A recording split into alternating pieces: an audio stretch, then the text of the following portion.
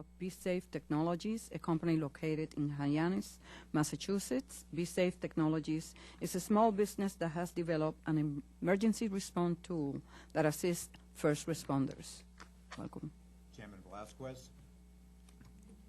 Velasquez and Ranking Member Graves, committee members, thank you very much for the opportunity to speak with you today. I am the CEO of BeSafe Technologies, and our corporate headquarters is on Cape Cod. That's because I want to keep my feet in the sand.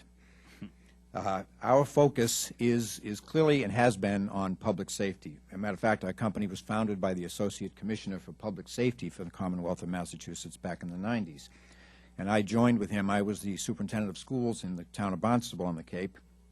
And having witnessed the tragedy at Columbine, we found that there was a tremendous need for more and vital information, not so much the communication, which has been filled rather effectively, but we found that there was a lack of vital information available instantly to first responders in the event of an emergency within a facility. And with that in mind, BeSafe Technologies was created and has been fostered and has grown as a result of our working through broadband, and the availability of broadband to the first responder community is critically important, not only to the success of our small business, but obviously to access for first responder communities throughout the United States.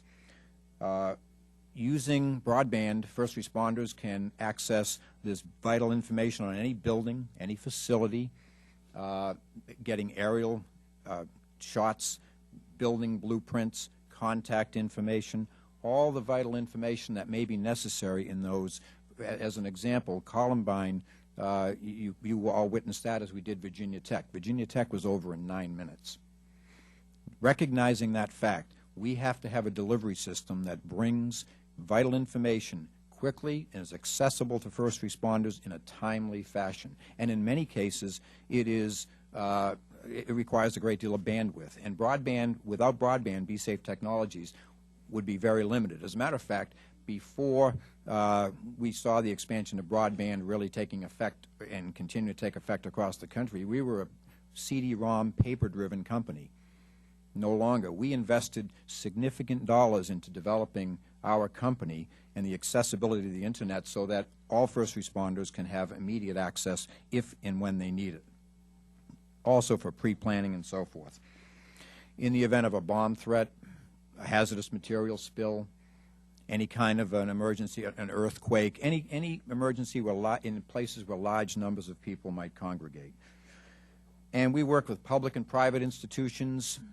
We work with colleges, corporate and government facilities across the country. And we provide all of the vital information. We work very closely with SWAT team members, police chiefs, fire chiefs, school departments, college administrators, to making certain that what information is needed is there when it's needed. And we also do very effective training. We try to do as much as we can in person. There's nothing better than a face-to-face meeting where you can look somebody in the eye and talk to them effectively and train them. But I can tell you this, it's a large country, and what we're able to do through the use of broadband is train and effectively train first responders thanks to the exposure of broadband across the country. And that's something that we would hope continues to expand exponentially going forward in the future. In addition to that, we train hazmat teams, police teams, we do document management, all of these types of things that wouldn't be possible without this. And it really was the convergence of BeSafe and America's robust high-speed broadband networks that make this all possible. 10, 20 years ago, what we're doing today wouldn't be possible. And therefore, I can't stress enough how important the expansion of broadband is to our business and other businesses throughout the country. We look to continue to invest in bringing our technology to the general public, to private and public entities, and continue to work as a small business.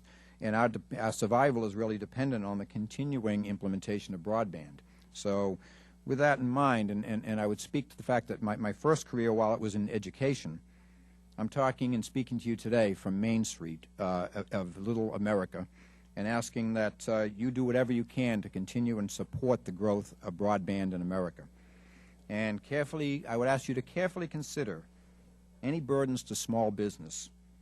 We're working extremely hard every day to improve the companies that we own and the lives of the people that we serve. And I'd ask the members, and thank you for listening to us, the people on the front lines, and hope for improved coordination and renewed growth in small business.